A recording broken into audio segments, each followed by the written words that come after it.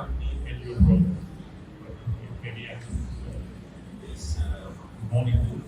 My name is Mahaveer. I'm the executive manager of Next Company. ABC national ABC in Egypt. So we are delivering some services, with consumer with brand like Visa, 123, and Instapay. So this is ABC, and I'm thank you. David. Hi, can you hear me?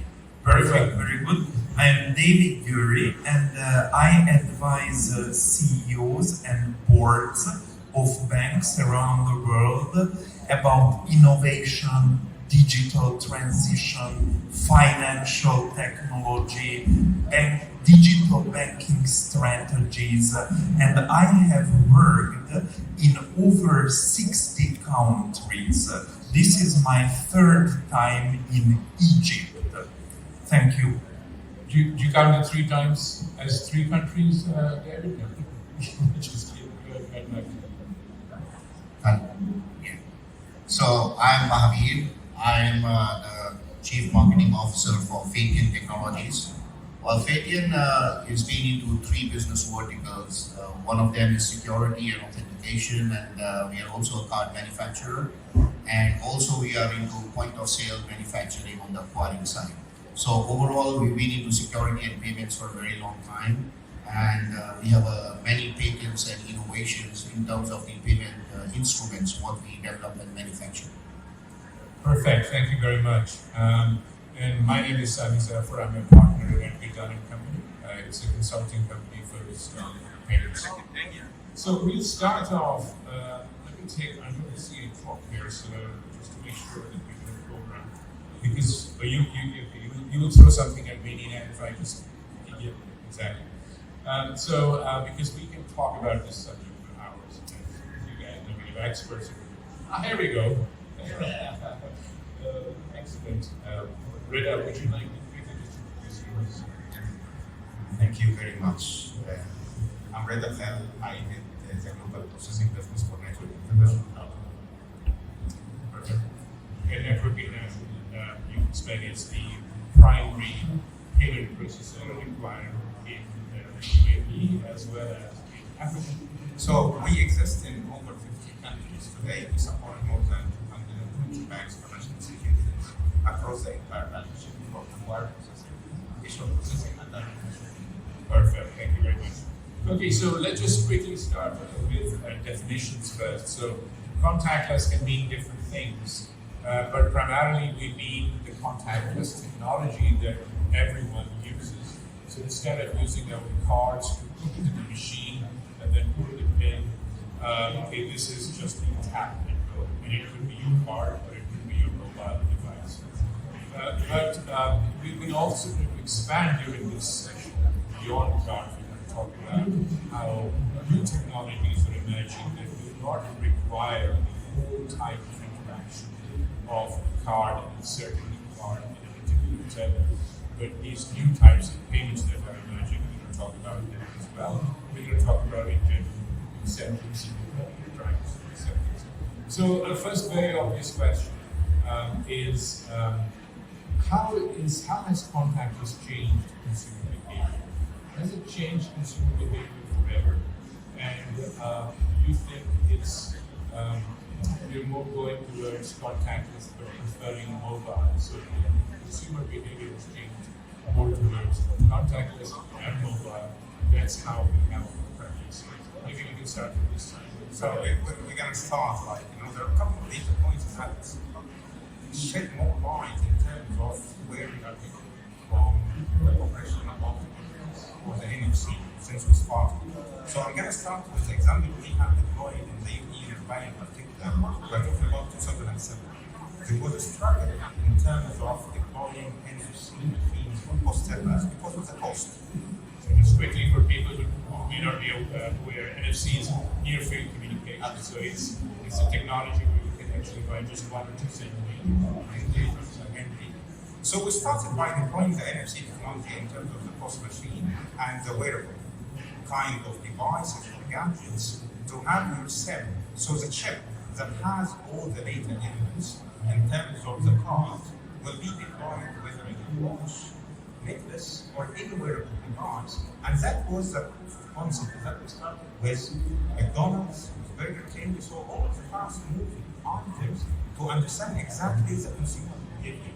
Fast forward, what we have seen in terms of, and this is the impact of the COVID in the behavior of the consumer, we have seen a shift, the secular shift that took place in terms of the transformation of the consumer behavior was dictated by, I would say, COVID-19 to a greater extent.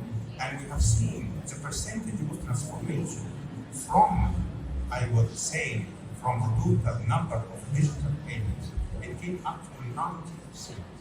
So from almost, we are talking about 18 to 20%, a couple of years before. And the progress was a little bit in the teens, mid-teens to 20s. But all of a sudden, 2020 and 2021, when everyone was a little bit afraid to even touch the PIN pad, whether from an ATM perspective or from the host devices, you have seen the shift was dictated by the fear factor. So the shift was from physical to digital, but you're saying it's from contact to contactless, 100%. Okay, perfect. Anyone else who'd like to have a comment there? Perhaps Howard?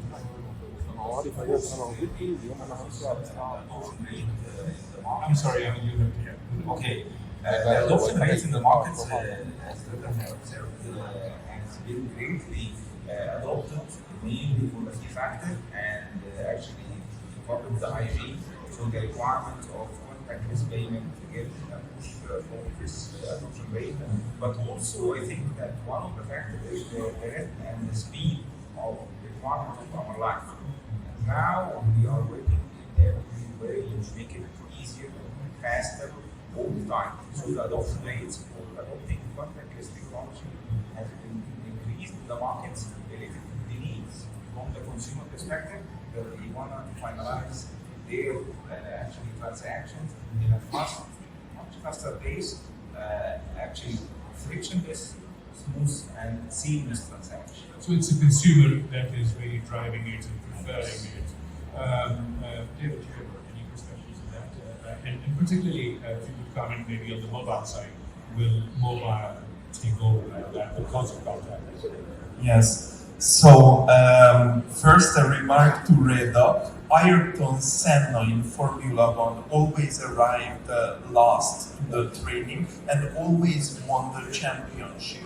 So this is a beautiful way. I like this. And maybe not the best example, but 100%. Not chicken. Probably to that fatal Grand Prix, he arrived on time, and that was the trouble. Anyway, contactless, I think, is the differentiator between less cash society and cashless society. And it's a big thing. So now, globally, we are heading towards cashless societies instead of the earlier strategic vision of less cash societies. And the differentiator is contactless through mobile. We know this from the UK. In the UK, there are now new regulations making it compulsory for merchants to accept cash, because more and more merchants, especially the tiny ones, spontaneously became cashless. In Sweden, there are now regulations that there must be an ATM machine in a 150 kilometer maximum distance from every residential address, because banks are just eliminating their ATM networks. In the Netherlands, when you are walking around, you find more and more stores where they do not accept cash. So you're saying basically it's because of contactless that people are using less and less cash. Yes, it's so comfortable. And now that it's migrating into the mobile, it's irresistible. The first paper money was introduced in 745, not 1745, 745 in China by the Tang dynasty. And this has been around for 1,300 years. Yeah, now it's getting outdated. It's been a while. So good segue in China, Mahaveer. So you look after the business on a global basis, but the company is Chinese, right? And China is an interesting case where you have QR codes that started taking over. Now, why didn't China go contactless if it is so brilliant technology? Okay, so coming to the contactless technology, basically, if we look at NFC, tap on phone, QR, face recognition, these are all different methodologies of payments which have been already accepted in China. It is not that contactless is not there in China, but most of the devices are all smart devices. In fact, wearable contactless payments have already started in China since a long time. What we are seeing now, there has been immense surge in terms of the consumer behavior. If you look at India, for example, if you look at China, for example, QR is one of their easiest needs because of the different wallet platforms which are dominating the market, especially you talk about Alipay, WeChat Pay, they have been dominating the market completely, especially in China. And when you come down to India, you have Paytm and all the other hubs. So all of them are really focused on, innovative methods of reducing the cost of the merchant. Because cost plays a very important role in terms of payment acceptance for the merchants, and that's where QR is being promoted in a very big way. But what we are also seeing is with the soft POS now coming up, especially on the mPOS specs, we see that soft POS adoption also will grow immensely coming up in the future. Of course, which are the security norms which needs to be taken care of.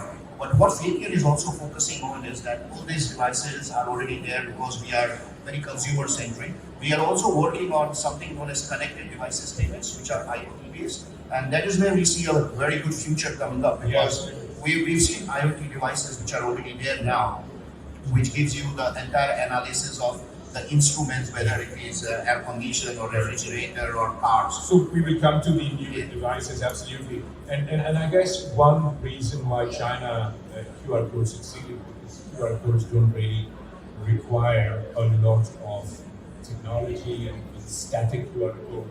You can just static and dynamic both, and you can link your cards with it, the bank accounts with it. You can link your cards, so the card is not disconnected, but it's because it just came first, because China had been really a fully card-centric country. So that's right. So from the QR code, it's less secure, right? Particularly if it is static. But the questions on some people have also been questioning the security on contactless, which is why there are transaction limits in many countries. In some countries, the high limits are quite high. The floor limits, what we call about. Yeah, so basically in contactless, you have the floor limits, but with the new mPOS coming in, of course, there would be floor limits from the regulation point of view. But I think so with multiple authentication methods and verification methods which are coming in, especially when we talk about the soft POS, especially on the mPOS side, which we have also developed now. I believe that we've been using some use cases for biometric authentication. We've been using of course, PIN verification is very easy, OTP verification is very easy, but we are also looking at some smart ways of promoting specifically the kind of contactless cards which we have designed, where the fingerprint is stored within the card, and that is where Fabian again is an innovative company. So many kind of unique developments and innovations is what we are looking at. Absolutely run by the consumer behavior and the cost. Totally agree. I personally think it's entirely safe, but I think one question is consumer perception. Is there a consumer perception that contactless is less safe? Maybe you can start to agree that. No, I will go back to the use Because case. there is no pin, so I lose my card, somebody else can take it. So So it is the same, and I believe the perception is the right word in terms of the consumer behavior. So everything is related to how the consumer will perceive whatever payment tools that you will introduce to them, and then will it evolve it to be more convenient in terms of others. So this is the first factor. And if we're going to reflect on the example of the UK, so in 2014 there was exercise to move the floor limit from 30 to 45 pounds. And actually, the fraud cases didn't move at all. So this is the first thing. 2 years back, they have elevated that to be 100 pounds. So the floor limit actually, the more you are increasing that, you are elevating the feature and removing some of the roadblocks. That was inconvenient before, because every time today, and instead of using your card, how many times you will use your card versus your wallet, whether it's Apple Pay or Google Pay.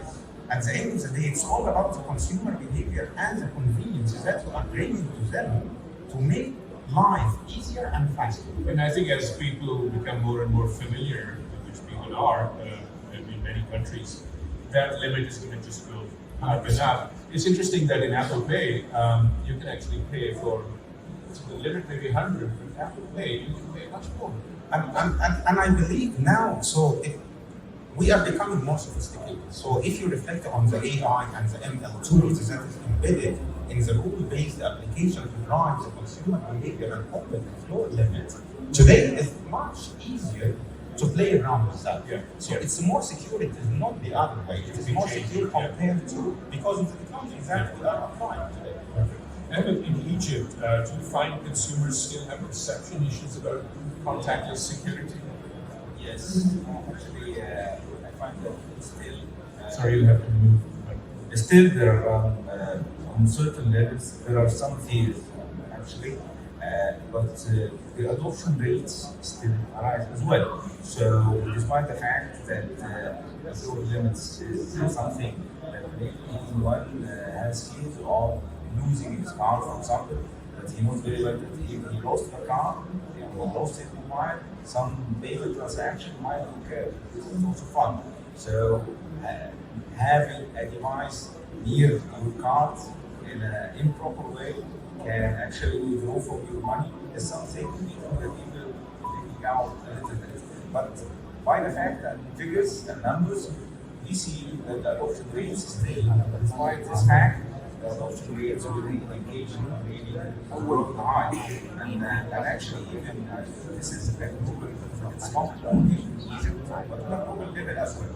We see, for example, some people mobile payments by the lines in 2024 reached $3.9 trillion US dollars. So the adoption rates and also global is despite all the facts from security perspective, also it has authentication, authorization mechanism that's very sophisticated to secure the money. Still, the other limit and the ease of use for non-authenticated transaction will be a challenge, but by the time, actually, the ease of use actually pushes the people to use it. So we can use it in traffic, we can use it actually on the daily life with very small amounts. So by the time they adopt it and utilize it as a way of cash. The same way they have the cash. And as you're saying, in certain areas like in traffic and stuff, there are more attractive use cases because you need speed, right? And this is the reason why in London it became a standard thing, because when the buses started accepting it, the underground started accepting it. So mass transport was a use case that actually controlled people's lives, using it more and more. So there's certain sectors or certain emerging verticals where perhaps the use case is stronger. Yes. David, you wanted to say something about? Yeah, basically I wanted to throw some light on the soft costs, because that is something which is the top of the Could you, not everybody could be aware of soft costs, if you can define it. Okay, so basically any device, any smartphone device can be converted into a payment acceptance device. That's where we call a soft cost. And till now there were companies which were developing soft costs, especially on the CPOC and the SPOC. But what we have seen is with the new regulations from the PCI, From October 2023, all the softwares has to be mandated and follow the MPOC specification rules, especially securing the tap on phone and contactless payments. One of the very unique part what Fabian is always looking at bringing innovation in that is in terms of security. Why we are discussing this is because security on the tap and phone and contactless phone limits is becoming a big risk, and a lot of people want to adopt it. Consumers love that idea, but they are always scared. They are always reluctant to use it in far more areas or use cases. One of the things what we have understood is that the application which resides on the smartphone needs to be secured for the malwares and the trojans. And that is where what we give in a soft course from Fabian is we give the whole ecosystem with the backend security and attestation of real-time monitoring and risk analysis, which allows any kind of trojan or any kind of changes in the application during the start, during the transaction, end of the transaction is real-time monitored, and it can block the application there itself. So it actually secures the transaction much more as compared to the current available applications on the transaction. So the soft calls will use the seller's mobile phone. Do you see that the soft calls having applications in particular verticals like informal sector? So somebody, just doing some self-work for you, and then you get created with. Yeah, so basically SoftPOS is like a payment application connected to the acquirer or switch and then integrated for the certified L3, what we call. But the good part in today's application is you can have APIs. So you can have app-to-app socket integrations to different use case applications. Means that application does not need to go again for the certification like you have the restaurant POS applications or you have parking ticket applications. It will just evoke the application which is residing behind just on the payment side and just passing the transaction parameter information or the transaction information to the application. So in a way, the application is the main payment application, but it can ride along with any different use case applications just to accept the payments. Yeah. No, what I meant was that where would it find more use? It's informal workers, right? If somebody is. We believe in the merchant pyramid. If you look at the low-end merchants where the merchant acceptance is like $10, $20 a day, they cannot afford to have expensive point-of-sale terminals. They always want to have simple ways of accepting payments. They don't want cash. It's the micro merchants, the small guys. Yes, exactly. Brita, how do you see we start from? Oh, you just want to say something? Yes, I want to address this security issue. So, is cash so safe? This is one question, rhetoric question. I will leave it unanswered. My second remark is to what Reda explained us. So, as the contactless spending limits went up, fraud didn't follow. Because the customers are smart. They are learning about it. The more exposure I have as a user, the more careful I am, the more mindful I am, the more conscious I am, the more proactive I am. Well, not all customers are perfect and not all customers are equal in terms of awareness, but overall the customers are loving this because it brings additional layers of convenience. Also related to the security, yes, there are 10,000 new ways to do fraud related to the smartphone. But on the other hand, the smartphone is a device born to provide seamless, continuous, multi-factor, biometric, and additional factors of authentication and identification. So there are companies running 150 vector behavioral biometric models propelled by artificial intelligence, machine learning, behind the mobile banking apps of some large banks in Europe, and it's all seamless in the background.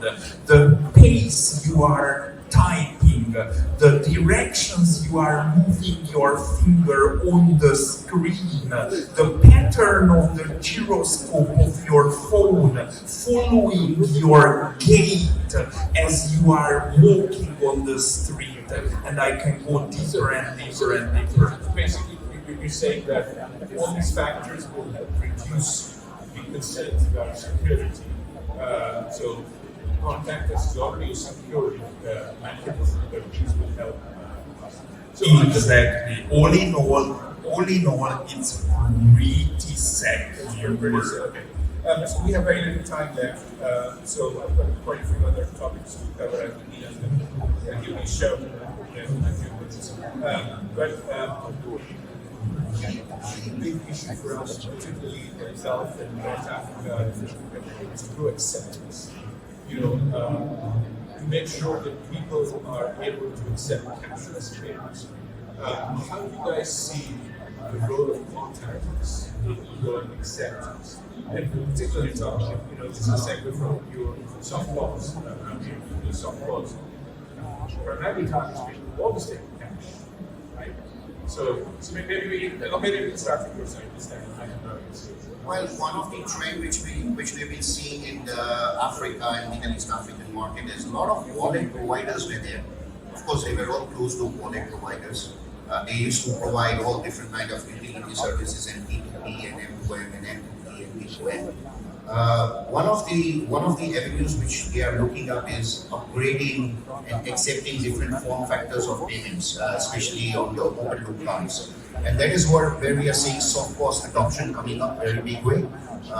Most of them have the PST licenses, acquiring licenses, new regulations, new licenses, different specifications by the regulator.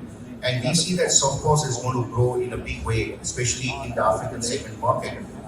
One of the things is that the smartphone adoption in Africa is much higher as compared to banking accounts.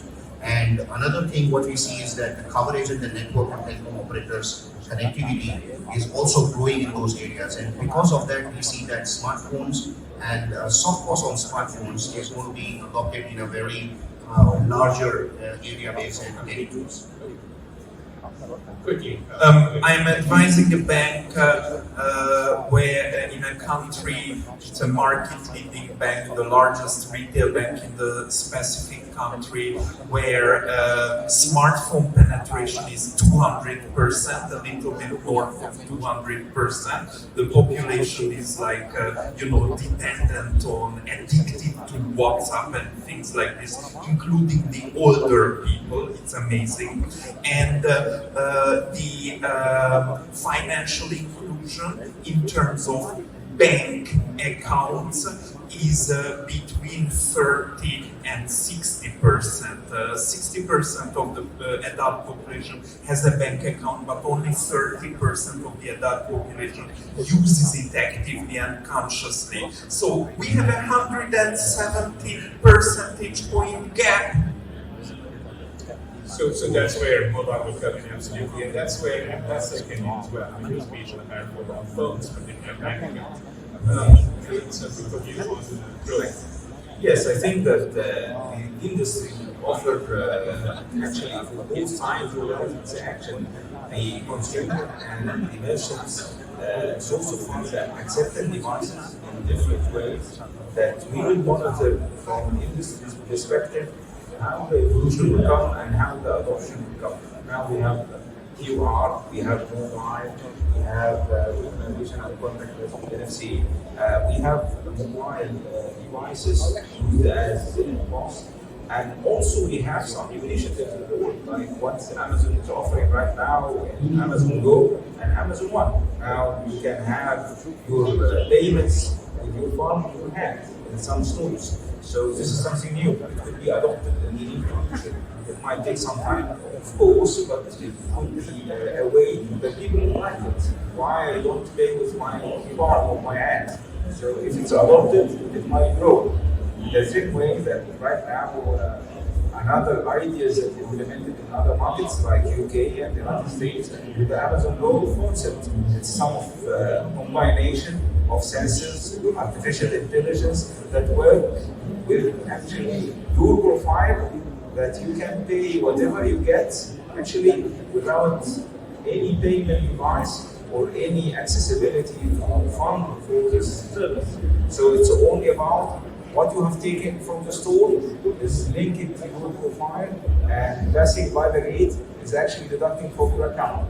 Those experiences are actually provided in new ways in many countries right now. It is growing up, and the adoption rate in our markets will be actually in a faster pace than what is happening in those markets. So I think offering the varieties is a key word. Let's offer multiple varieties for the market and we want to get the adoption rate from the consumer and national perspective. So I will bet on models Ahmed, Mahaveer, and David have just taken care of the adoption. So whatever we are trying to achieve is about the adoption and the consumer behavior and the economics. So a couple of examples that I want to share with everyone. Today, soft costs, we have 6 million people. By 2025, we are going to have 34. So we are talking about like 7 folds in terms of the growth of the soft cost as a tool to enable the adoption. But what does it mean? So if you're gonna look at the global MENA and sub-Saharan African level, global today, you're talking about 78% contactless. This is a percentage out of the entire digital payments. In MENA today is 78%. In sub-Saharan Africa, it's 53%. But what it will go by 2027.